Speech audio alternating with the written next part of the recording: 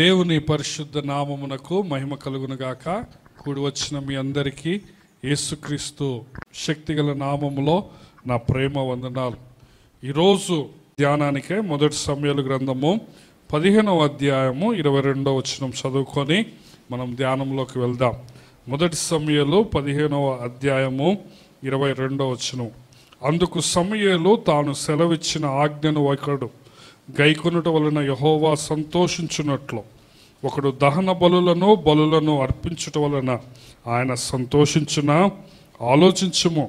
బలులు అర్పించుట కంటే ఆజ్ఞను గైకొనుటయు, పొట్టేళ్ల క్రొవ్వు అర్పించుట కంటే మాట వినుటయు శ్రేష్టము. ప్రార్థన చేసుకుందాం. దేవుడు మనందరితో మాట్లాడినట్లుగా మన ప్రభువుని సహాయం చేయమని అడుగుదాం. దయగలిగిన తండ్రి, ప్రేమగల ప్రభువా, గొప్ప దేవ, గొప్ప తండ్రి, మా నాయన నీ పాదములకు వందనాలు, స్తుతులు, స్తోత్రాలు. తండ్రి, ఈ యొక్క ఉదయకాల సమయంలో నీ సన్నిధిలో మేము కూర్చొని ఉంటున్నాము. నీ వాక్యం వినాలనే ఆశతో నాయన నీ పాదముల దగ్గర కూర్చొని ఉంటున్నాం. తండ్రి, నీ వాక్యం వినాలనే ఆశను మీరే తీర్చండి. ప్రభు నాయన, అల్పుడు అయోగ్యుడు మీ దాసుని నాయన మీ శిలువ చాటును మరుగుపరచుకోండి. మీ ఆత్మతో అభిషేకించండి నాయన. అపరాధి గనుక నాయన మీ రక్తాన్ని ప్రోక్షించి నాయన క్షమించి నాయన మీ నోటికి బూరగా వాడుకొనమని ప్రార్థన చేస్తూ ఉంటున్నాం. తండ్రి, వచ్చిన బిడ్డలందరినీ నాయన నీ ప్రేమతో నాయన నీ వాక్యం ద్వారా నీవే పలకరించిన, నీ వాక్యం ద్వారా నీవే బలపరచినాను, నీ వాక్యం ద్వారా నీవే తండ్రి ఇక్కడ చేరిన ప్రతి ఒక్కరిని తృప్తిపరచమని ప్రార్థన చేస్తూ ఉంటున్నాం. తండ్రి, ప్రభు నాయన నీకే వందనాలు, స్తుతులు, స్తోత్రాలు చెల్లిస్తూ ఈ సమయాన్ని మా జీవితంలో తండ్రి నీవే ఒక గొప్ప సమయముగా నీ వాక్యము ద్వారా దీవించి ఆశీర్వదించుమని యేసు ప్రభువు అనే సజీవమైన నామములోనే ఈ మనవులన్నీ అడిగి పొందుకొని ఉన్నాము మా ప్రియా పరమ తండ్రి, ఆమేన్. మనము గత కొన్ని నెలలుగా విశ్వాసము, విధేయత పరీక్షలు గురించి మనం నేర్చుకుంటున్నాం. హల్లెలూయా. విశ్వాసము పరీక్షించబడినప్పుడు, విధేయత పరీక్షించినప్పుడు మనం ఏ విధంగా ఉండాలో మనం నేర్చుకుంటున్నాం కదా. పోయిన వారం కంటే ముందు వారము మొదటి సమూయేలు 15వ అధ్యాయం యొక్క ధ్యానాన్ని మనం ప్రారంభించాం కదా. మీలో చాలామందికి గుర్తుండవచ్చు కదా. మొదటి సమూయేలు 15వ అధ్యాయంలో మనము ఆ యొక్క ఇంట్రడక్షన్లో నేను చాలా మార్మికమైన విషయాలు బోధిస్తూ వచ్చాను. ఎందుకు అమాలేకీయులను సమూలంగా నిర్మూలన చేయాలి అన్న విషయాన్ని నేను మీకు బోధిస్తూ వచ్చాను. ఎందుకు దేవుడు అంత క్రూరుడా, అంత కఠినమైన తీర్పు ఎందుకు అన్నది మనం చాలా సేపు ఆ యొక్క సత్యం గురించి ధ్యానం చేశాం కదా.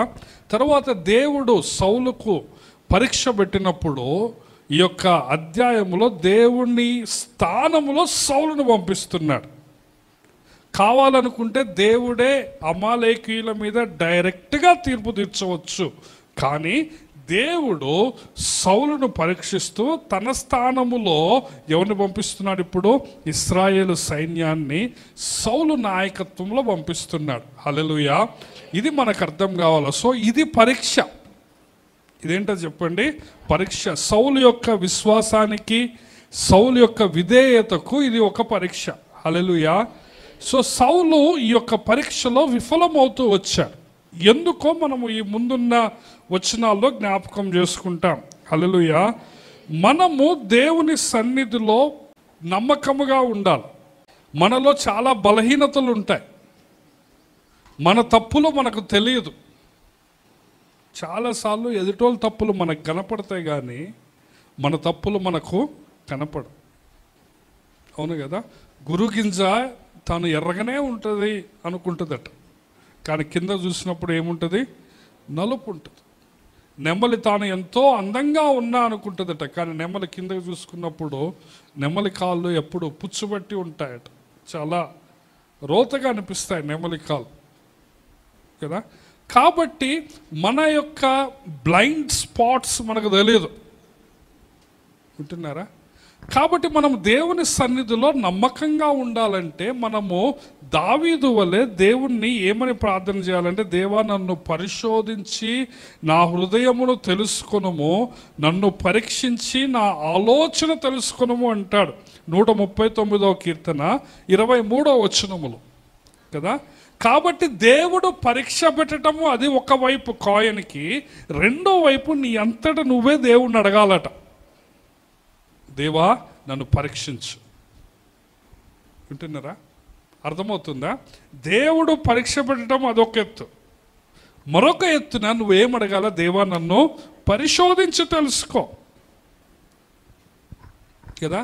నువ్వు కోరుకోవాలా, దేవుడు నిన్ను పరీక్షించాలని నువ్వు కోరుకోవాలా. మంచి క్లవర్ స్టూడెంట్ ఏమంటాడు, పరీక్ష ఎప్పుడు సార్ అంటాడు, అవునా కదా. ఎందుకు? వాడికి ఆశ అనమాట, తనకి ఎంత వచ్చిందో చూపించాలి, తనకి ఎన్ని ఆన్సర్స్ వచ్చో తాను తెలుసుకోవాలని ఆశ కదా. కానీ చదవనోడు ఏమంటాడు, పరీక్ష రేపు పెట్టుకుందాం అంటాడు, అవునా కదా. సో దేవుడు 139వ కీర్తనలో కీర్తనకారుడు ఏమని ప్రార్థన చేస్తున్నాడంటే 23వ వచనంలో, దేవా నన్ను పరిశోధించి నా హృదయమును తెలుసుకో, నన్ను పరీక్షించి నా ఆలోచన తెలుసుకో. ఈ పరిశోధన పరీక్ష అన్నది రెండు పర్యాయ పదాలు. ఆదికాండం 22వ అధ్యాయం 1వ వచనంలో అబ్రాహాముకు వచ్చిన పరీక్షను ఏమంటారంటే, దేవుడు అబ్రహామును పరిశోధించాడు. హల్లెలూయా. కాబట్టి నీవు పరీక్షింపబడి గెలిస్తేనే దేవుని రాజ్యంలో నీకు చోటు ఉంటుంది. దేవుని రాజ్యములో, ఆయన పరలోకములో, ఆయన సంఘములో, ఆయన పరిచర్యలో నీకు ఒక గొప్ప స్థానం కావాలంటే నువ్వేం చేయాలి చెప్పండి, పరీక్షింపబడాలా, పరీక్షలో నీవు విజయం సాధించాలి. హల్లెలూయా. సో మొదటి సమూయేలు ఈ 15వ అధ్యాయము మనము ప్రారంభం నుంచి గమనిస్తే 2వ వచనంలో సమూయేలు సౌలుతో ఏమంటున్నాడంటే, అమాలేకీయులు ఇశ్రాయేలీయులు చేసింది నాకు జ్ఞాపకమే, కాబట్టి వారు ఐగుప్తులో నుంచి రాగానే వాళ్ళు నాకు విరోధులై మార్గమందు వారి మీదకి వచ్చింది కదా. కాబట్టి నీవు పోయి కనికరింపక అమాలేకీయులను హతము చేసి పురుషులనేమి, స్త్రీలనేమి, బాలులనేమి, పసిపిల్లలనేమి, ఎద్దులేమి, గొర్రెలేమి చాలా డీటెయిల్గా చెప్పి బొత్తిగా పాడు చేసి నిర్మూలము చెయ్యి అంటాడు. నేను నిర్గమకాండం 17వ అధ్యాయం, ద్వితీయోపదేశకాండం 25వ అధ్యాయము నుంచి అక్కడ జరిగిన బ్యాక్గ్రౌండ్ నేను మీకు స్పష్టంగా తెలియజేశాను లాస్ట్ మెసేజ్లో కదా. నేనేం చెప్పానంటే, ఇశ్రాయేలీయులు ఫ్రెష్గా బానిసత్వంలోంచి బయటికి వస్తారు. బయటికి వచ్చినప్పుడు ఈ అమాలేకీయులు రెండు వైపుల నుంచి దండెత్తి వస్తారు. ముందు నుంచి వస్తారు, వెనక నుంచి వస్తారు. వెనక నుంచి వాళ్ళు బలహీనులైన వాళ్ళని, స్త్రీలని, పిల్లల్ని హతం చేస్తూ ఉన్నారు.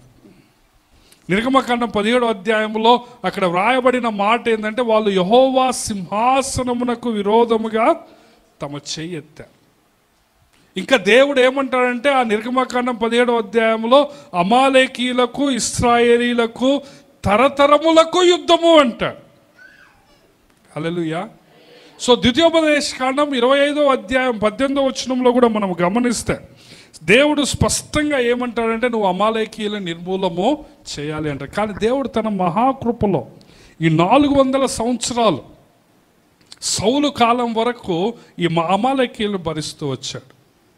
ఈ అమాలేకీయులు వాళ్ళు పశ్చాత్తాపపడి తమ పాపాలను ఒప్పుకోకుండా ఇంకా ఇంకా పాపంలో వాళ్ళు లోతుగా వెళ్ళారు కదా. చాలామంది మనమేమనుకుంటామంటే టైం హీల్స్ అనుకుంటాం, కాలమే పరిస్థితుల్ని మారుస్తుంది, సమయమే పరిష్కారం ఇస్తుంది, కాలమే పరిష్కారం అంట.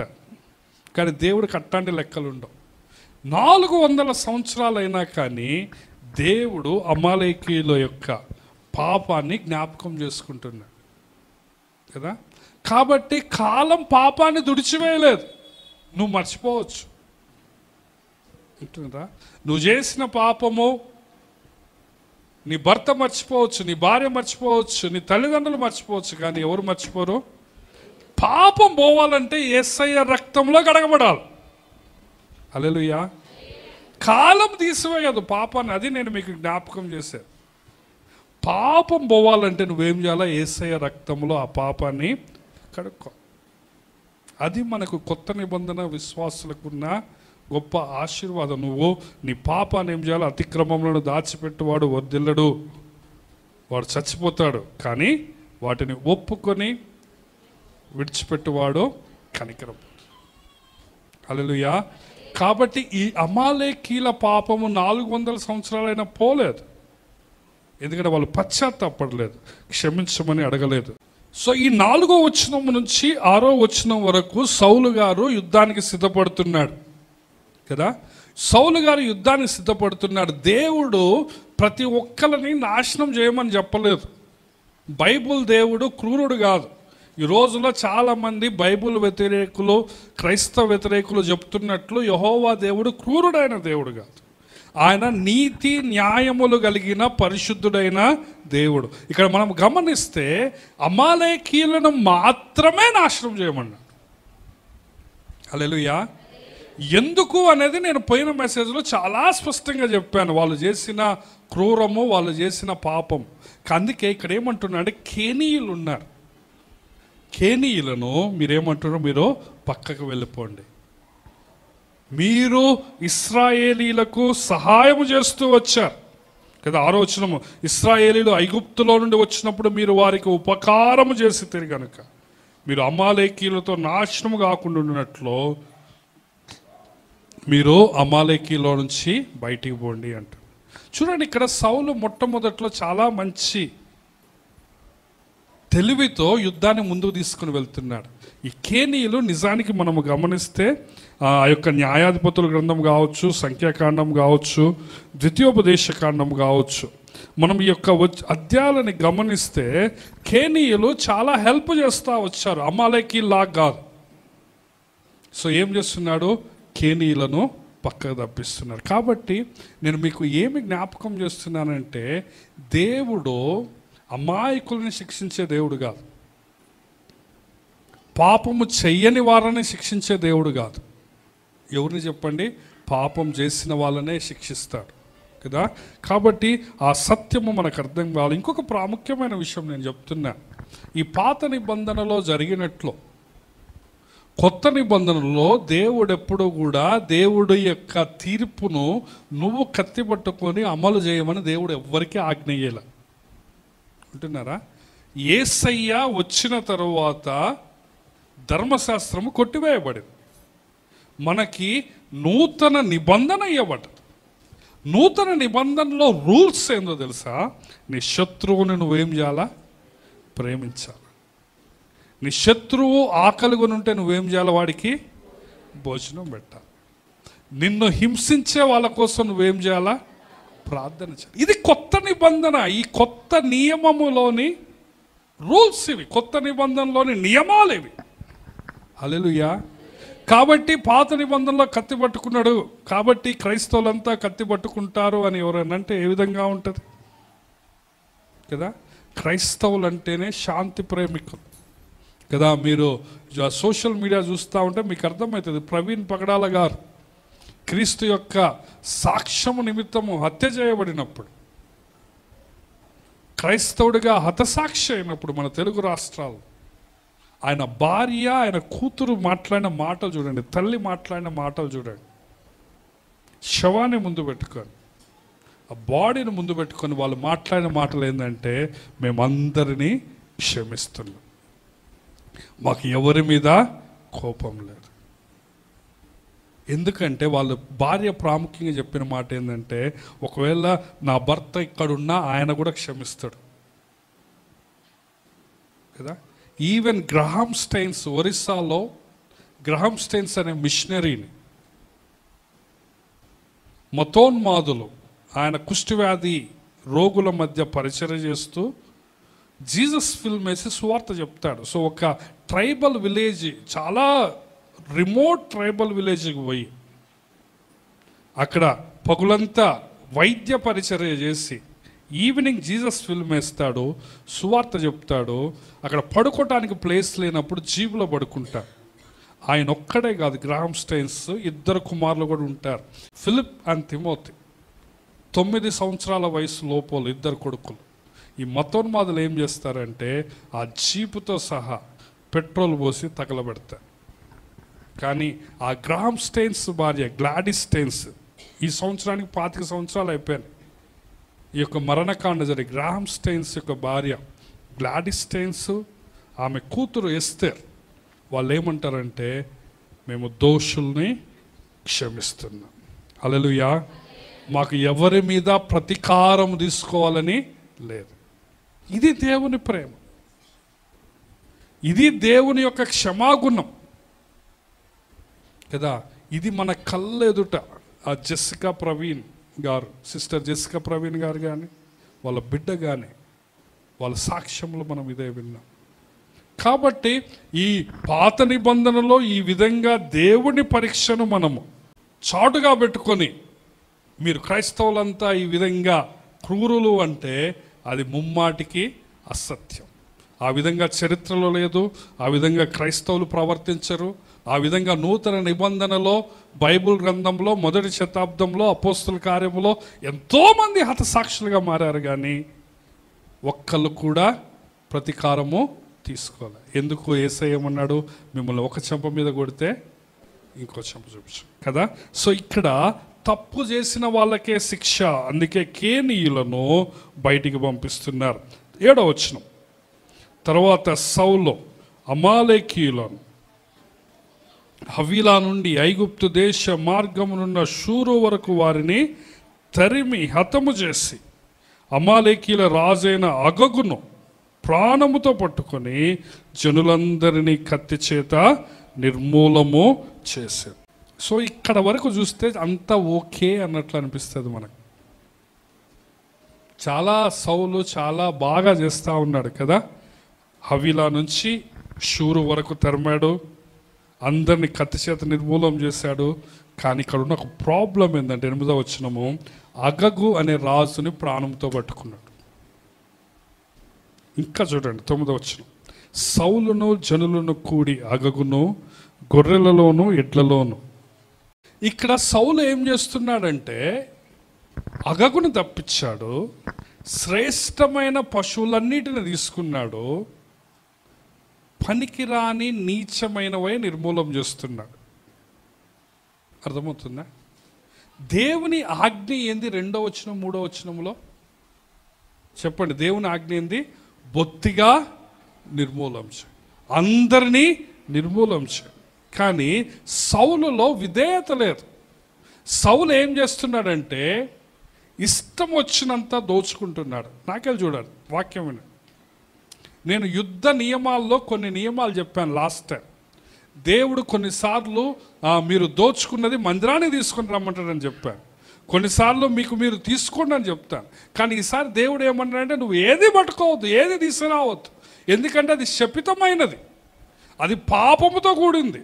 దేవుడు ఏమంటున్నాడంటే నిన్ను పోషించేవాడను నేనే, కాబట్టి యుద్ధ దోపుడు మీద నువ్వు ఆధారపడాల్సిన అవసరం ఏమాత్రమూ లేదు. ఈ సౌలు ఏం చేస్తున్నంటే అగగును తప్పించాడు.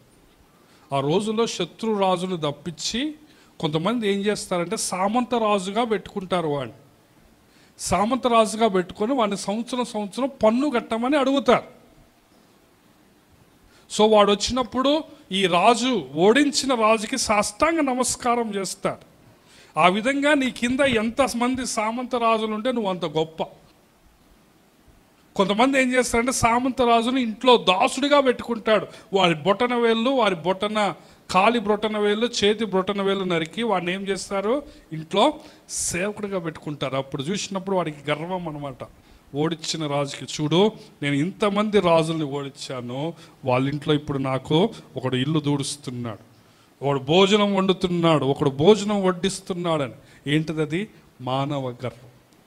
సో సింపుల్గా చెప్పాలంటే సౌలు అగగును ఎందుకు బ్రతకనిచ్చాడంటే తన గర్వాన్ని బట్టి. ఎందుకు చెప్పండి? గర్వాన్ని బట్టి.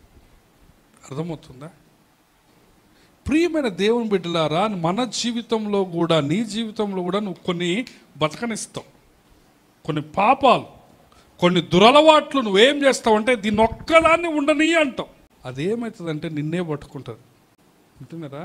ఏ ఒక్కటైతే నువ్వు దాన్ని కాపాడుకొని పెట్టుకుంటావో అన్నీ తీసేసి ఇది ఒక్కటే అని పెట్టుకుంటావు చూడు, అది ఆ ఒక్క యాపే కావచ్చు, టిక్ టాక్ అని ఇంతకుముందు ఉండేది.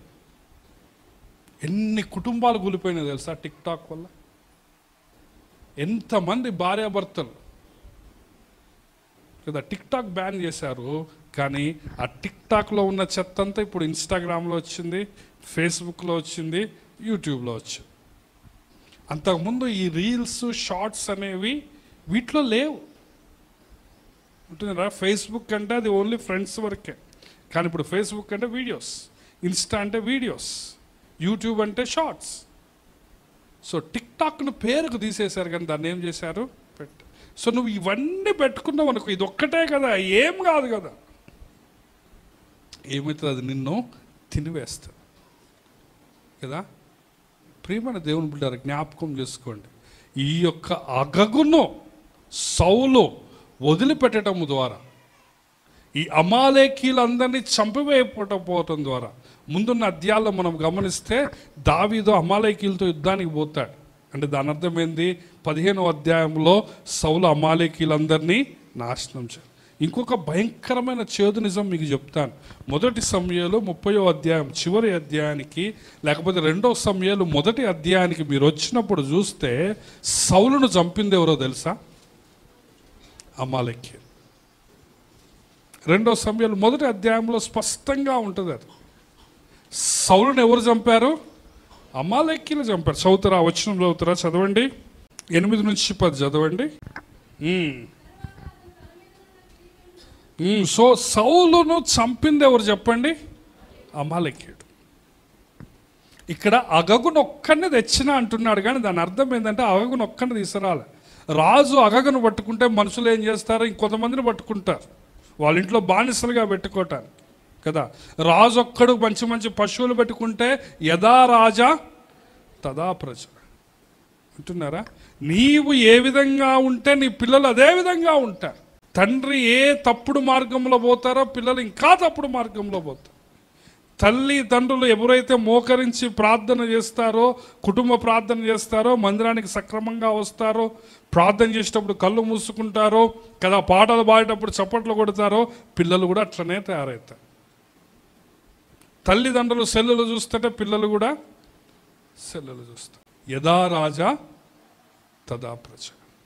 రాజు ఏ విధంగా ఉంటాడో ప్రజలు కూడా అదే విధంగా. సో ఈ విధంగా అమాలేకీయులను స్పేర్ చేయటం వల్ల లాస్ట్కి ఎవరి ప్రాణం పోయింది చెప్పండి? సౌలు ప్రాణమే పోతుంది. దేవుడు ఎందుకు అమాలేకీయులను బొత్తిగా నిర్మూలం చేయమన్నాడంటే, ఎస్తేరు గ్రంథంకి వచ్చేసరికి అక్కడ ఒక హామాను అనే భయంకరమైన విలన్ ఉంటాడు. ఆ హామాను కూడా అమాలేకీయుల వంశస్థుడు.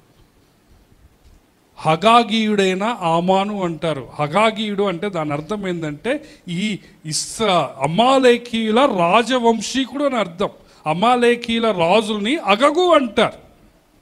సో హగాగీయుడు అంటే ఈ అగగు సంబంధికుడైన హామాను నీవు ఈరోజు నేను బ్రతికీయటం వల్ల ఎస్తేరు గ్రంథానికి వచ్చేసరికి వాడు ఏం చేస్తాడో తెలుసా? ఇశ్రాయేలీలందరినీ సమూల నాశనం చేద్దాం అనుకుంటాడు. వింటున్నారా? కాబట్టి నువ్వు ఏ రోజైతే నువ్వు ఈ చిన్న వీక్నెస్సే, చిన్న బలహీనతే, కొంచెం డ్రింక్ చేస్తే మంచిది బ్రదర్, కొంచెం చేస్తే హెల్త్కి మంచిది, నిద్ర బాగా వస్తుంది కదా, లేకపోతే నొప్పులు తెలవు అనుకుంటే ఏమవుతుంది? అదే నిన్నేం చేస్తుంది? కొంచెం ఒకటే సిగరెట్ అనుకుంటే ఏమవుతుంది కదా. ఏ బ్యాడ్ హ్యాబిట్ అయినా చిన్న బెట్టింగే అనుకున్నారనుకో ఏమవుతుంది కదా. ఇప్పుడు తెలుగు రాష్ట్రాలు ఊగిపోతున్నాయి దేనివల్ల? బెట్టింగ్ కదా. మీకు తెలుసో తెలీదో బెట్టింగ్ యాప్ ప్రమోట్ చేయడానికి రోజుకి 80 లక్షలు కొట్టిన వాళ్ళు కూడా ఉన్నారు. పెద్ద పెద్ద హీరోలు ప్రమోట్ చేశారంటే వాడికి ఎంత పోతున్నాయో చూడండి. ఎంతమంది ప్రాణాలు పోగొట్టుకున్నారు బెట్టింగ్ యాప్స్ వల్ల. కానీ అది స్టార్టింగ్ ఎట్లయితుంది బెట్టింగ్ మీకు తెలుసా? 20 రూపీస్ 10 రూపీస్ తోటే స్టార్ట్ అవుతుంది. లాస్ట్కి ఏమవుతుంది? ఇల్లు అందరిని కుదబెట్టుకుంటారు కదా. ఇది మొదటి నుంచి ఉంది. అప్పట్లో రాజులు రాజ్యాలనే పోగొట్టుకున్నారు, భార్యలనే వదిలేసుకున్నారు జూదంలో. ఆ జూదమే ఇప్పుడు ఏమైంది? Betting gaming apps. వాడు నిన్ను అలవాటు చేస్తాడు. అలవాటు చేసి ఏం చేస్తాడు? నిన్ను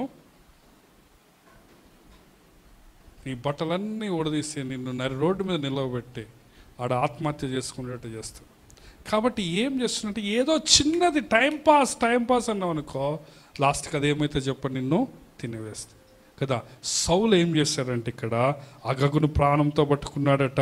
ఇంకా చూడండి 9వ వచనం, సౌలును జనులను కూడి అగగును గొర్రెలలోను ఎడ్లలోను క్రొవ్విన గొర్రె పిల్లలు మొదలైన వాటిలోను మంచి వాటిని నిర్మూలం చేయక కడగా నుంచి ఏం చేశారట, పనికి రాని నీచ పశువులన్నిటినీ నిర్మూలం చేశారు. ఇది మనకు వినటానికి చాలా సగం విధేయతలాగా అనిపిస్తుంది. దేవుడు బొత్తిగా నిర్మూలం చేయమంటే ఏం చేసిండో, సగం నిర్మూలం చేసిండో, సగం నిర్మూలం చేయలేదు అనుకుంటా. కానీ ఆడ జరిగింది అది కాదు. ఇప్పుడు ఇక్కడ నుంచి మీ ఇంటి దాకా తీసుకుపోవాలి. ఈ పశువులు రోగంతో ఉన్నాయి, వస్తాయా? ఏమైతాయి? మధ్యలోనే చచ్చిపోతాయి. నీచమైనవి, బలహీనమైనవి ఆడకపోతే నీకు పనికొస్తాయా? వీటితో పాటు పోతే వీటి వైరస్ కూడా మంచోటికి అంటుకుంటుంది. సో సౌలు ఏం చేసిందంటే రోగం ఉన్నాయి, బలహీనమైనవి, వైరస్తో ఉన్నాయి, ఎందుకు పనికిరాని నిర్మూలం చేసి మంచి అన్న ఏం చేసిండు, పక్క పెట్టండి రా, దాని పక్క పెట్టండి, దాని పక్క పెట్టండి. ఇది చాలామంది అనుకుంటారు ఇది పార్షల్ ఒబీడియన్స్ అనుకుంటారు. ఇది సగం విన్నాడు కదా దేవుడు కనికరించవచ్చుగా అంటారు. సగం ఎందుకు సౌలు ఫాలో అయిండు, విధేయత చూపించిందంటే అది తనకు అనుకూలముగా ఉన్నంత వరకు విధేయత చూపించిండు. తన యొక్క టేస్ట్కి సూట్ అయ్యేంత వరకు మాట విన్నాడు. వింటున్నారా? తనకి అనుకూలముగా ఉన్నంత ఏదైనా కానీ ఆయన విధేయత చూపిస్తాడు, అనుకూలం లేనప్పుడు అవిధేయత. So partial obedience is complete disobedience అంటారు. పాక్షిక విధేయత సంపూర్ణమైన అవిధేయతో సమానం. కొంచెం విధేయత ఏంటది? అదేంటో చెప్పండి. మొత్తం అవిధేయత. చాలామంది అనుకుంటారు సౌలు కొన్నిటిని చంపిండు కదా అనుకుంటారు. ఎందుకు చంపిండు? కొన్ని అవి పనికి వస్తాయా? పనికిరా. యాప్లన్నీ తీసేయండి రా అన్నావు అనుకో, ఏదో పనికిరాని యాపిల్ తీసినాం, మేను ఇచ్చినాం, ఎట్టుంటుంది? తీసేసినన్నా అంటారు. ఏమంటారు? సో ప్రియమైన దేవుని బిడ్డలారా చూడండి, అప్పుడు 10వ వచనం, అప్పుడు యెహోవా వాక్కు సమూయేలుకు ప్రత్యక్షమై ఇలాగు సెలవిచ్చాను, సౌలు నన్ను అనుసరింపక వెనక తీసి నా ఆజ్ఞలను గైకొనకపోయాను గనుక అతన్ని రాజుగా నిర్ణయించినందుకు నేను పశ్చాత్తాపడుచున్నాను. అందుకు సమూయేలు కోపావేశుడై రాత్రి అంతా యెహోవాకు మొరపెట్టుచుండు. ఇక్కడ సౌలుకు సమూయేలుకు మధ్య వ్యత్యాసం చూడండి. దేవుడు మరలా సమూయేలు దగ్గరకు వచ్చి ఏమంటున్నాడంటే నేను పశ్చాత్తాపడుచున్నా అంటున్నాడు. దేవుడు ఒక మనిషిలాగా మాట్లాడుతున్నాడు. ఐఎమ్ ఫీలింగ్ సారీ అంటే దేవుడు అయ్యో ఏంది సౌలు ఇట్ట చేసిండు, ఇట్ట చేస్తాడు అనుకోలేదే అని దేవుడికి ఏదో సర్ప్రైజ్ అయినట్టు కాదు. సౌలు నేను పశ్చాత్తాపడుచున్నానంటే అర్థమైందంటే దేవుడు ఏదో సర్ప్రైజ్ అయినట్లు కాదు, కానీ దేవుడు మానవ రీతిగా మాట్లాడుతున్నాడు. ఏమంటే నేను సౌలుని రాజుగా అభిషేకించినందుకు నేను బాధపడుతున్నాను. మనుషులకు అర్థమయ్యే భాషలో చెప్తున్నాడు దేవుడు. ఈ రోజున దేవుడు మన గురించి అంటే ఎట్లుంటుంది ఆ మాట? పలానా కుటుంబంలో పలానా ఇంట్లో చాలామంది ఉన్నారు, కానీ నేను ఈ పలానా వ్యక్తిని నిన్ను రక్షించుకున్నందుకు దేవుడు పశ్చాత్తాపడుతున్నాడు. ఈ రోజున దేవుడు నిన్ను ఏర్పాటు చేసుకున్నందుకు, నిన్ను పిలిచినందుకు, నిన్ను రక్షించినందుకు అనేక మంది ఉన్నారు మీ ఊర్లో,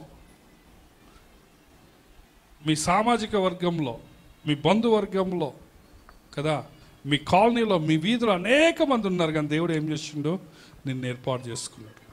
కానీ నిన్ను ఏర్పాటు చేసినందుకు ఆయన సంతోషంగా ఉన్నాడా, పశ్చాత్తాపడుతుండా? దేవుడు సౌలును రాజుగా చేసినందుకు ఏం చేస్తున్నాడు చెప్పండి? పశ్చాత్తాపడుతున్నాడు. దేవుడు ఈరోజు నిన్ను బట్టి పశ్చాత్తాపడుతున్నాడా, నిన్ను బట్టి సంతోషపడుతున్నాడా? అది మనం జ్ఞాపకం చేసుకుందాం. దేవుడు నీకు ఒక మంచి కుటుంబాన్ని ఇచ్చాడు, మంచి పిల్లల్ని ఇచ్చాడు, మంచి పని ఇచ్చాడు, నీకు కావలసిన ఇల్లు ఇచ్చాడు, కావలసిన వాహనం ఇచ్చాడు, చేతికి సెల్ ఫోన్ ఇచ్చాడు. ఇవన్నీ ఇచ్చినందుకు దేవుడు పశ్చాత్తాపడితే ఎట్లుంటుంది? రోజు వారికి డబ్బులు ఇస్తున్నాడు దేవుడు, నువ్వు పోషింపబడ్డానికి నీ అవసరాలు తీరుస్తున్నాడు. ఇవన్నీ చేసినందుకు నేను పశ్చాత్తాపడుతున్నాను అనుకో, ఎంత బాధాకరం, అది జ్ఞాపకం చేసుకో. నీకు ఇచ్చిన తలాంతులను బట్టి దేవుడు పశ్చాత్తాపడుతున్నాడు, నీకు ఇచ్చిన అవకాశాలను బట్టి దేవుడు పశ్చాత్తాపడుతున్నాడు, నీకు ఇచ్చిన సదుపాయాలు వనరులను బట్టి దేవుడు పశ్చాత్తాపడుతున్నాడు. జ్ఞాపకం. సో దేవుడు ఆ విధంగా చెప్పినప్పుడు సమూయేలట కోపావేశుడయ్యి ఏం చేశాడంటే రాత్రంతా ప్రార్థన చేసిండట. మనకు బాగా కోపం వస్తే మనం ఏం చేస్తాం చెప్పండి? మౌనంగా ఉంటాం. ఇంకా చెప్పండి, మీకు బాగా కోపం వస్తే ఏమేస్తారు? ఏడుస్తారు. ఇంకా అరుస్తారు. ఇంకా కొడతారు. ఇంకా వస్తువులు ఉంటే ఇసిరేస్తారు, ఎత్తేస్తారు కదా. కానీ సమూయేలు కోపం వస్తే ఏం చేసిండు చెప్పండి? సమూయేలు కోపం వస్తే ఏం చేసిండు? ప్రార్థన చేసి. ఇది విజ్ఞాపన ప్రార్థనా కర్తల యొక్క లక్షణం. సమూయేలుకి కోపం వచ్చి దేవుడు పశ్చాత్తాపడుతున్నాడే, సౌలు ఎందుకు ఇంకా ఈ విధంగా ఇంత భయంకరంగా ప్రవర్తిస్తున్నాడు, సౌలు మారితే బాగానే సౌలు కోసం ఏం చేసిండు? ప్రార్థన. సమూయేలు దేవుని హృదయాన్ని అర్థం చేసుకున్నాడు. హల్లెలూయా. కానీ సౌలు దేవుని హృదయాన్ని అర్థం చేసుకో. సమూయేలుకి దేవుని చిత్తం అర్థమైంది, దేవుని యొక్క ఆజ్ఞ, దేవుని వాక్యము, దేవుని మనస్సు, దేవుని హృదయ స్పందన సమూయేలుకు అర్థమైంది. దేవుడు కోప్పడితే సమూయేలు కోప్పడుతున్నాడు, దేవుడు బాధపడితే సమూయేలు ఏమవుతున్నాడు? బాధపడు. కానీ సౌలుకి దేవుని ఆజ్ఞ అంటే అసలు పట్టింపు లేదు. బొత్తిగా నిర్మూలం చేయమంటే పనికిరాని పడేసిండో, అవసరం ఉన్నాయన్నీ తెచ్చేసుకో కదా. 12వ వచనం. ఉదయమున లేచి సమూయేలు లేచి సౌలును ఎదుర్కొనటకు పోగా సౌలు కర్మేలుకు వచ్చి అక్కడ జయ సూచకమైన శిలను నిలిపి తిరిగి గిల్గాలునకు పోయినన్న సమాచారం. తర్వాత అతడు సౌలు నొద్దకు రాగా, సౌలు యెహోవా వలన నీకు ఆశీర్వాదం కలుగునుగాక, యెహోవా ఆజ్ఞను నేను నెరవేర్చు. 12వ వచనములో జయ సూచకమైన శిలను బాతుకుంటున్నాడు. చూడండి, సౌలులో గర్వం ఎంత దాకా పోయిందో చూడండి. నాకెళ్ళి చూస్తూ వాక్యం వినండి. గర్వం అనేది ఏం చేస్తుందంటే నువ్వే గొప్ప, నీ కంటే తోపు ఎవరు లేరు.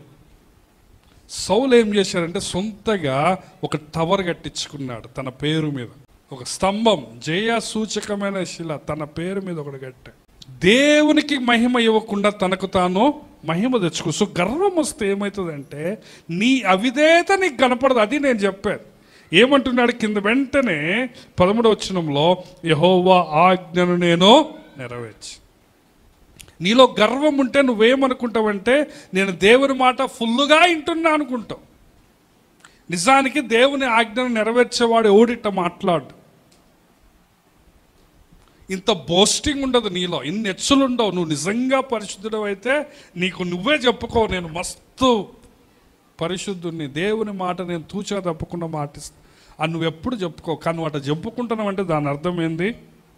నీలో ఏమున్నది? గర్వం. సౌలులో గర్వం వలన తన తప్పులు తనకు తెలవట్లేదు. తను అంధత్వం, గర్వము వల్ల ఏమవుతుందంటే కళ్ళ మీదకి పొరలు వస్తాయి. గర్వం వల్ల కళ్ళు కనపడం, గర్వం వల్ల కళ్ళు నెత్తి మీదకి ఎక్కుతాయి. గర్వం వల్ల నీ తప్పు నీకు కనపడదు, గర్వం వల్ల నీ కంట్లో ఉన్న దూలం నీకు కనపడదు. కానీ ఎదుటోడి కంట్లో నలుసు కనపడుతుంది. వింటున్నారా? వాడి కళ్ళు నెత్తికెక్కినారా, వాడికి ఏం కనపడట్లేదురా అంటారు. వింటున్నారా? ఎందుకు అంటే వాడి తప్పులు వాడికి కనపడదు.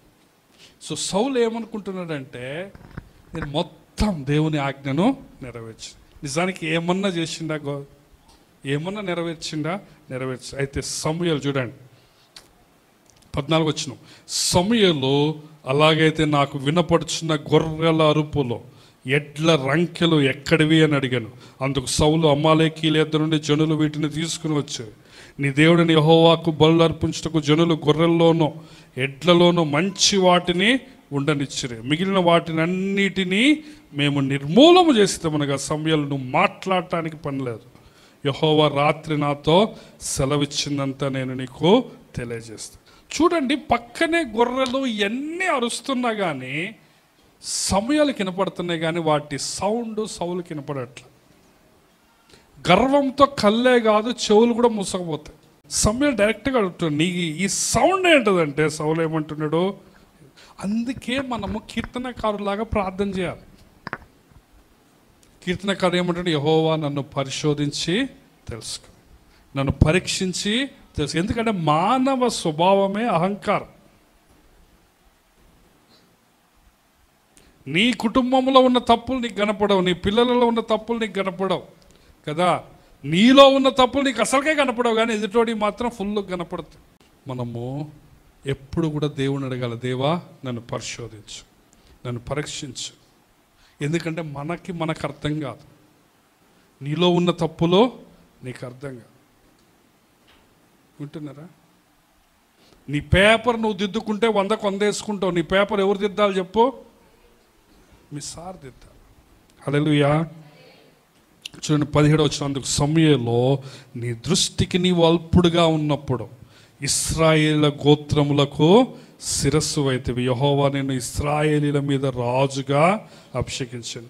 మరి యెహోవా నిన్ను సాగనంపి నీవు పోయి పాపాత్ములైన అమాలేకీయులను నిర్మూలము చేయము, వారు లయమగు వరకు వారితో యుద్ధం చేయమని సెలవీయగా నీవు ఎందుచేత యెహోవా మాట వినక దోపుడు మీద ఎగబడి ఆయన దృష్టికి కీడు. సమూయేలు చూడండి ఎంత కఠినమైన మాటలు మాట్లాడుతున్నాడు.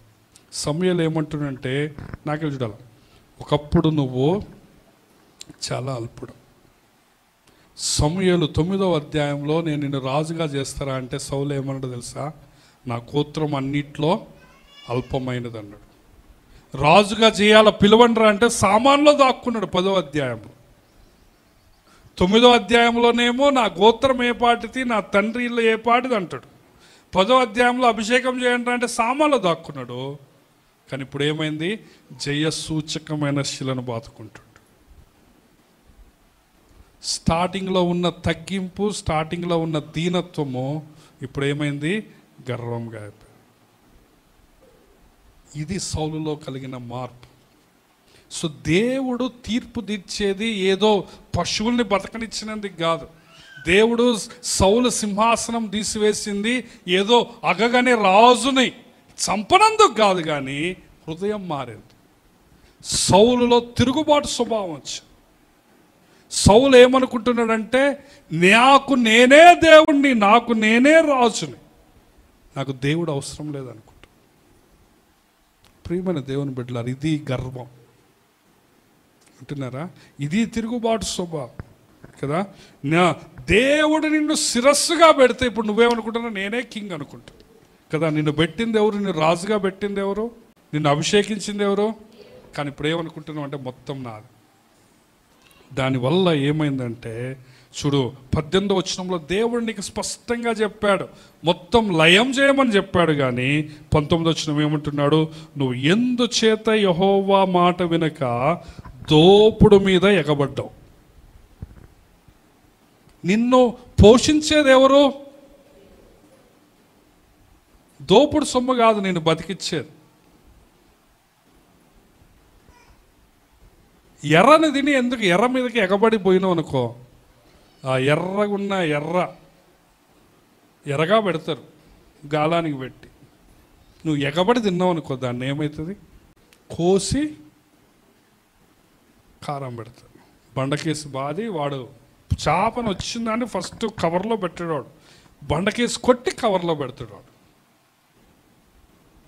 బతికిన దాన్నే అసలు తోలు తీయటం కూడా సంపన్న తోలు తీరు. నాకు ఎంత బాధ అనిపిస్తుంది అంటే, కనీసం మిడకాయ కోసైనా తోలు తీయాలంటే కొంతమంది ఏం చేయరు, రుద్దుతూనే ఉంటారు. బతికిన దాన్ని పట్టుకొని రుద్దుతూనే ఉంటారు, తోలు తీస్తూనే ఉంటారు. స్కిన్లెస్ కొంతమంది అటు తోకలు కట్ చేస్తారు, ఈకలు కట్ చేస్తారు, బతికిన దాన్నే. ఎర్ర ఉన్నదని నువ్వు ఎగబడి తిన్నావు అనుకో, అది నిన్ను తింటది. చిన్నదేగా నువ్వు ఎగబడిపోయినావు అనుకో, ఏం చేస్తుంది? అదే మాట ఇక్కడ అంటున్నాడు సమూయేలు సౌలుతో, ఎందుకు నువ్వు ఎగబడిపోయాను తోపుడు సమూయేలు. చూసారా 20 వచనం, అందుకు సౌలు ఆ మాట అనవద్దు, నేను యెహోవా మాట విని యెహోవా నన్ను పంపిన మార్గమున పోయి అమాలేకీల రాజును తీసుకుని వచ్చి తిని కానీ అమాలేకీలను నిర్మూలం చేసి తిని. చూడండి, తనను తాను మోసం చేసుకుంటున్నాడు సౌలు. అమాలేకీలు నిర్మూలం చేసిన కానీ అగగుని తీసుకొని వచ్చినంటే అది ఏంది? అది బొత్తిగా నిర్మూలం చేయమన్నాడు. కానీ ఏమంటున్నాడు? చేసిన కానీ ఒకరిని పట్టుకొని వచ్చినంటే ఎట్టుంటుంది అది? స్మోకింగ్ బంద్ చేయాలంటే అన్న మొత్తం బంద్ చేసిన కానీ ఒక్కటే తాగుతున్న రోజు అంటే ఎట్టుంటుంది? వింటున్నారా ప్రియమైన దేవుని బిడ్డలారా? చూడండి, సౌలు రకరకాల సాకులు చెప్తున్నాడు ఇక్కడ మనం గమనిస్తే. 21 వచనం, గిల్గాల్లో నీ దేవుడైన యెహోవాకు బలి అర్పించుటకే జనులు శపితములకు గొర్రెలో ఎడ్లలో ముఖ్యమైన వాటిని తీసుకొని.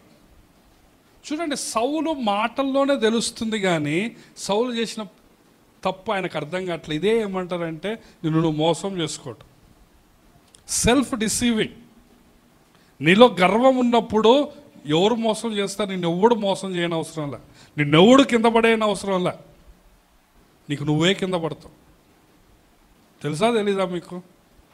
నీలో పొగరు గర్వము అయి ఉన్నదనుకో, నిన్నెవ్వడు నాశనం చేయాల్సిన అవసరంలే. ఏమవుతావు? నాశనమునకు ముందు గర్వం నడుచును బైబిల్ చెప్తా. అంటే గర్వం ముందు పోతా ఉంటే దాని వెనక ఏమవుతుంది? నాశనం. అంటే నిన్ను ఎవ్వడు పడేయని అవసరం లేదు, నీకు నువ్వే పడేయవు. అందుకే కూడా బాగా అహంకారంతో ఉన్నాడు అనుకోండి, వాడిని ఏమనొద్దు, వాడి దారిని వాడిని వదిలేట. ఎందుకు? సౌలు అదే చూస్తున్నాడు, తనను తాను మోసం చేసుకుంటున్నాడు కదా. జనాలు తీసుకొని వచ్చారంట.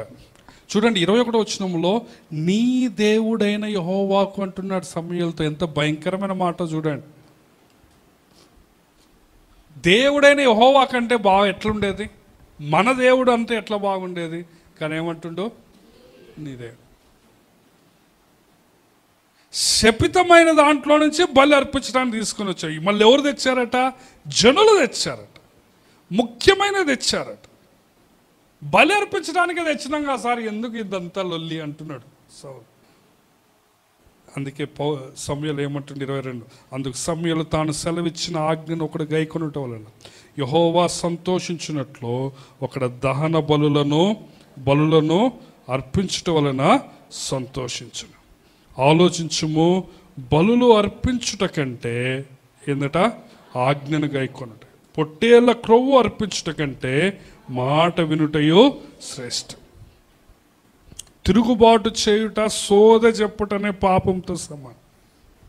మూర్ఖతను అగపరుచుట, మాయా విగ్రహము, గృహదేవతలను పూజించుట సమానము. యెహోవా ఆజ్ఞను విసర్జించేవి గనుక నీవు రాజుగా ఉండకుండా ఆయన నిన్ను విసర్జిస్తాడు. దేవునికి అవిధేయత చూపించినప్పుడు నువ్వేమవుతావంటే నీకు నువ్వే దేవుడిగా చేసుకుంటావు. ఎందుకు అవిధేయత విగ్రహారాధనతో సమానం అంటే నీకు నువ్వే దేవుడిగా అవుతున్నావు. నీవు అల్పముగా ఉన్నప్పుడు నేను నిన్ను రాజుగా చేసినట్టున్నాడు. కానీ ఇప్పుడు సౌలు తనకు తాను ఏమయ్యాడు? పెద్దోడయ్యాడు, తనకు తాను దేవుడయ్యాడు. అవిధేయత అనేది సోద చెప్పడం అంటే ఇదేదో టింగ్ టింగ్ సోద చెప్తాం అదిగా. సోద చెప్పడం అంటే ఇక్కడ రాయబడిన మాటకు అర్థమైందో తెలుసా? మన భాషలో చెప్పాలంటే చేతబడి చేయటం, విచ్ క్రాఫ్ట్, శకునాలు చూడటం. దేవుడు ఏమంటున్నాడంటే అవిధేయత చూపించటము ఈ బ్లాక్ మ్యాజిక్తో సమానం. ఈ సాతాను పూజలు ఉంటాయి చూడండి, ఇంత భయంకరమైనది అవిధేయత. ఎందుకంటే నీలో తిరుగుబాటు వస్తుంది, నీకు నువ్వే దేవుడు అనుకుంటావు, దేవుడిని నువ్వు తక్కువ చేస్తావు, నీకు ముఖ్యమవుతావు, దేవుడు నీకు అల్పుడుగా కనపడతాడు. తద్వారా నువ్వేమవుతావు అంటే నరకానికి పోతావు. బలులు అర్పించడం చాలా ఈజీ. ఏమున్నదండి, 1000 గొర్రెలు తెచ్చిండు, దాంట్లో 900 అర్పించడం ఏమైనా కష్టమా? పుణ్యానికి దొరికినాయి. 10,000 గొర్రెలు తెచ్చిండు, 10,000 గొర్రెల్లో 9,500 బలులు అర్పించి ఒక 500 పెట్టుకోవడం కష్టమా? కాదు. బలులు అర్పించాలంటే ఎవరిదో జంతువు, నిన్ను కాదుగా కోసుకునేది, జంతువునేగా కోసేది. వింటున్నారా? బలులు అర్పించడం ఈజీ, పరిచర్య చేయటం ఈజీ, పాటలు పాడటం ఈజీ, కానుకలు వేయటం ఈజీ, సేవ చేయటం ఈజీ, మందిరానికి రావటం ఈజీ, ప్రార్థన కూడికలకు రావటం ఈజీ. కానీ నీ జీవితాన్ని దేవునికి ప్రతిష్ఠ చేసుకొని సమర్పించుకోవడం కష్టం. నీ జీవితాన్ని నీవు దేవుని పాదాల దగ్గర సమర్పించుకోవడం చాలా కష్టం. బలులు అర్పించడం, పాటలు పాడడం చాలా ఈజీ, వాయిద్యాలు కొట్టడం చాలా ఈజీ. నువ్వు వాయిద్యాలు కొట్టడంలోనే పుడింగివి కావు, పాటలు పాడంలోనే పుడింగివి కావు, పరిచర్య చేయంలోనే పుడింగివి కావు. కానీ నువ్వేం చేయాలి చెప్పు? నీ జీవితాన్ని ఏం చేయాలి? నువ్వు దేవునికి సమర్పించుకోవాలి. బలులు అర్పించడం చాలా చాలా ఈజీ. కానీ అందుకే ఏమంటున్నాడు?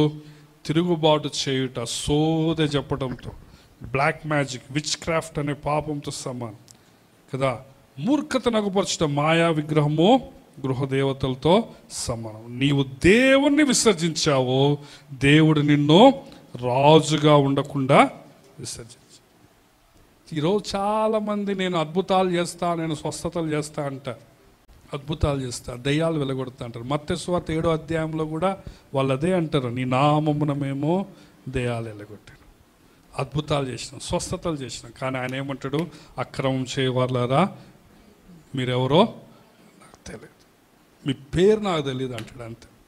కాబట్టి బలులు అర్పించటము, కార్యాలు చేయటం కాదు, నీ జీవితం ఏం చేయాలి చెప్పు? నువ్వు దేవునికి సమర్పించాలి. 24వ వచనంలో ఏమంటున్నాడంటే, సౌలు నేను జనులకు జడిసి వారి మాట విన్నాను అంటున్నాడు. నువ్వు దేవునికి భయపడకపోతే ఎవరికి భయపడాల్సి వస్తుంది చెప్పండి? మనుషులు భయపడాలి. నువ్వు దేవునికి భయపడలేదనుకో బిడ్డ, కనపడిన ప్రతోడికి భయపడాలి. సౌలు దేవునికి భయపడటం ఎప్పుడైతే బంద్ చేసిండో ఎవరికి భయపడుతున్నాడు? ఇప్పుడు మనుషులకు భయపడతాడు. ఎంత ఘోరంగా భయపడతాడంటే వచ్చే అధ్యాయంలో, తర్వాత అధ్యాయంలో గొల్యాతు వస్తాడు, మొత్తము మూసుకొని లోపల కూర్చుంటాడు, పసుపు రాసుకొని గాజులు వేసుకొని. కానీ దావీదు వస్తాడు. దావీదు భయపడ్డా గొల్యాతుకి? దావీదు గొల్యాతు హైట్కి భయపడ్డా? ఇశ్రాయేల్ అందరూ భయపడ్డారు, అనుభవం కలిగిన సైనికులందరూ భయపడ్డారు. దావీదు భయపడ్డా? అందుకే దేవుడు ఏమంటాడంటే, నా చిత్తానుసారుని నేను ఏర్పాటు చేసుకున్నాను, నా హృదయానుసారుని నేనేం చేసుకున్నాను? నియమిస్తున్నాను. హల్లెలూయా. మనుషులకు భయపడేవాడు నాకు వద్దు, గర్వముతో నిండేవాడు నాకు వద్దు. దేవుడు బాధపడితే బాధపడేవాడు కావాలి, దేవుడు కోప్పడితే కోప్పడేవాడు కావాలి, దేవుని హృదయానుసారుడు కావాలని దేవుడు కోరుకుంటున్నాడు.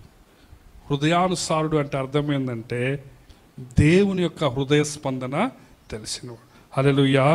కాబట్టి ఇశ్రాయేలుకు ఆధారమైన వాడు నరుడు కాదు. సౌలు ఏమనుకుంటున్నాడంటే నేనే ఇశ్రాయేలుకి ఆధారం అనుకుంటున్నాడు. కానీ సమూయేలు ఏమంటున్నాడు? నువ్వు కాదు ఆధారము. ఎవరట ఆధారం చెప్పండి? దేవుడే ఆధారం. తర్వాత సౌలు పశ్చాత్తాపడినట్లు మనకు కనపడుతుంది, కానీ అది నిజమైన పశ్చాత్తాపం కాదు. మనుషుల ముందు కవరింగ్ కోసం పశ్చాత్తాపడతాడు. తర్వాత ఏమవుతుందంటే సమూయేలు ఎప్పుడు ఒక మనిషిని చంపని సమూయేలు, సమయం అయిపోతా ఉంది కాబట్టి నేను చెప్తున్నాను త్వరగా, అగగనే రాజును తీసుకొని వాడిని ఏం చేస్తాడు? నరికివేస్తాడు. ఇంత మాట చెప్తున్నా కానీ సౌలు కత్తి లేవదు. సో నిజమైన పశ్చాత్తాపమేనా అది? చెప్పండి. అగగును ముందు పెట్టుకున్నాడు, పశువులు ముందు పెట్టుకున్నాడు.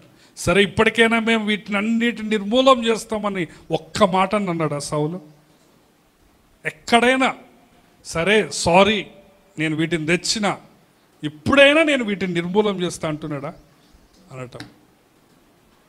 సో పశ్చాత్తాప పడినట్లు మనకు కనపడుతుంది, కానీ అది నిజమైన పశ్చాత్తాపం.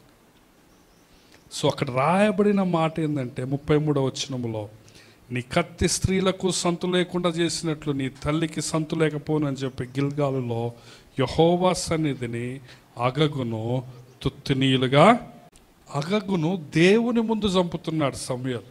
అది జ్ఞాపకం చేసుకోవాలి. మనుషులకు భయపడుతున్నాడా? సౌలుక అగగ ఎవరి సన్నిధిలో చంపుతున్నాడట? దేవుని. 34 వచ్చినప్పుడు సమూయేలు రామాకు వెళ్ళిపోయాను, సౌలు గిబియాలోని తన ఇంటికి వెళ్ళాను. సౌలు బ్రతికిన దినములన్నిటను సమూయేలు అతని వెళ్ళలేదు. కానీ సౌలును గూర్చి దుఃఖాక్రాంతుడాయను, మరియు తాను సౌలును ఇశ్రాయేలు మీద రాజుగా చేసినందుకు యెహోవా పశ్చాత్తాపడ్డాడు. సౌలు ఊరు సమూయేలు ఊరు ఎంత దూరమో తెలుసా? తిప్పి కొడితే 12 కిలోమీటర్లు లేదు. కానీ సౌలు 25 సంవత్సరాలు రాజుగా ఉంటాడు ఈ ఇన్సిడెంట్ తర్వాత కదా. కానీ ఏ రోజు కూడా సౌలు సమూయేలు దగ్గర పోయి నేను తప్పు చేసిన, దేవునికి నేను అవిధేయత చూపించిన, ఐఎమ్ రియల్లీ సారీ అని పశ్చాత్తాపడ్డ దాఖలా. అక్కడ బ్రతికిన మాట ఏంటంటే ఈ 35 వచనం చూడండి, ఎంత భయంకరమో. సౌలు బ్రతికిన దినములన్నిటను సమూయేలు అతనిని దర్శింపవెళ్ళ. సమూయేలు వెళ్ళకపోయాడు, నువ్వన్న పోవచ్చుగా సమూయేలు దగ్గరికి. 10 కిలోమీటర్ల దూరంలో ఉన్న దేవుని ప్రవక్త దగ్గరికి నువ్వు పోలేకపోతున్నావంటే అదేం పశ్చాత్తాపం? అంటే సౌలు ఏమనుకున్నాడంటే సమూయేలు లేకపోతేనే హాయ్, నేనే రాజు, నేనే దేవుణ్ణి, నాకు తిరుగులేదనుకున్నాడు. తద్వారా ఏమైందంటే రాజ్యము సౌలు చేతిలో నుంచి తీసివేయబడి దేవుడు ఎవరికి ఇస్తాడు? ఇప్పటి నుంచి ఈ అధ్యాయం నుంచి దేవుడు దావీదుని తయారు చేస్తున్నాడు. 25 సంవత్సరాలలో దేవుడు దావీదుని ఏం చేస్తాడు? ట్రైనింగ్ ఇస్తాడు, బిల్టప్ చేస్తాడు కదా. 13వ అధ్యాయంలో పెట్టిన పరీక్షకు సౌలు ఫెయిల్ అయ్యాడు. 15వ అధ్యాయంలో పెట్టిన పరీక్షకు సౌలు ఫెయిల్ అయ్యాడు కదా. ఇక్కడ రాయబడిన మాట ఏంటంటే చివరి వచనం, సౌలు బ్రతికిన దినములన్నిటను సమూయేలు అతన్ని దర్శింపవెళ్ళలేదు. కానీ సౌలును గూర్చి దుఃఖాక్రాంతుడాయను, మరియు తాను సౌలును ఇశ్రాయేలు మీద రాజుగా నిర్ణయించినందుకు యెహోవా పశ్చాత్తాప. దేవుని హృదయాన్ని అర్థం చేసుకున్న సమూయేలు దేవుడు ఏ విధంగా పశ్చాత్తాపడుతున్నాడో సమూయేలు కూడా పశ్చాత్తాపడుతున్నాడు. ఇది దేవుని హృదయానుసారుడు అంటే ఇది. దేవుడు దుఃఖపడుతున్నాడని ఇక్కడ సమూయేలు దుఃఖపడుతున్నాడు. సుప్రీమైన దేవుని బిడ్డ, ఈరోజు దేవుడు నీ గురించి పశ్చాత్తాపడుతున్నాడా? ఒకసారి ఆలోచించుకో. రండి, తల్లో ఉంచుదాం, కళ్ళు మూసుకుందాం. దేవుడు నీ గురించి పశ్చాత్తాపడుతున్నాడా?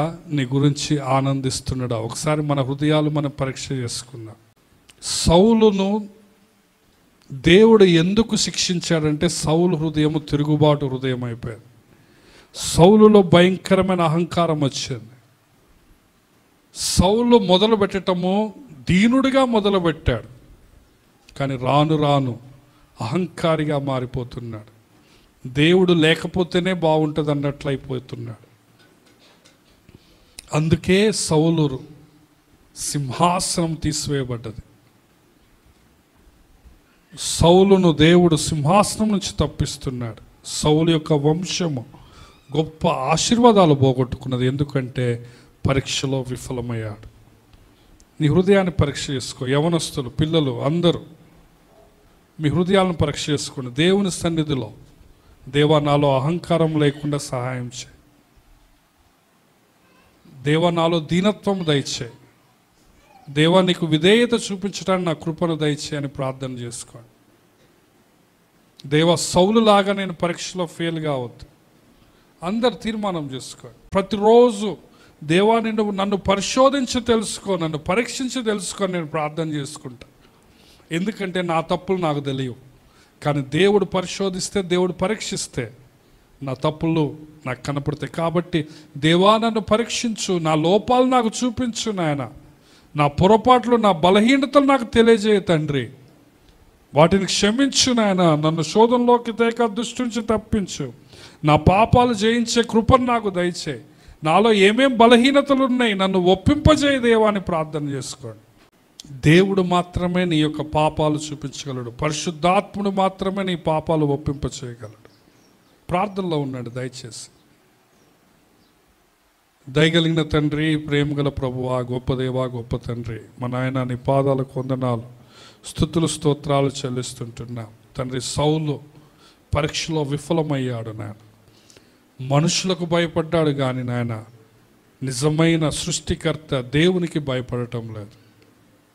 ప్రభువా నాయన ఇశ్రాయేలుకు ఆధారమైన వాడి మీద, ఆధారమైన దేవుని మీద ఆధారపడకుండా నాయన దోపుడు సొమ్ము మీద ఆధారపడుతున్నాడు. సాతాను పెట్టే ఎర్రను నాయన ఎగబడి తినటానికి వెళ్ళాడు ప్రభువా నాయన. తద్వారా తన నాశనాన్ని తెచ్చుకున్నాడు. అవిధేయత చూపిస్తూ వచ్చాడు. మేము కూడా తండ్రి చాలాసార్లు నాయన బలులు అర్పిస్తూ ఉన్నాం, ఆ పనులు ఈ పనులు చేస్తూ ఉన్నాం నాయన. కానీ హృదయాన్ని సంపూర్ణంగా సమర్పించలేకపోతున్నాం. దయతో క్షమించండి తండ్రి. మాలో సంపూర్ణమైన సమర్పణ దయచేయండి. మా హృదయాలను నీకు ప్రతిష్ఠించుకుని నాయన, ఏదో జంతువును బలి అర్పించకుండా మా శరీరాన్ని నీకు సజీవయాగముగా సమర్పించటానికి నీ కృపను మీరు మాకు దయచేయండి తండ్రి.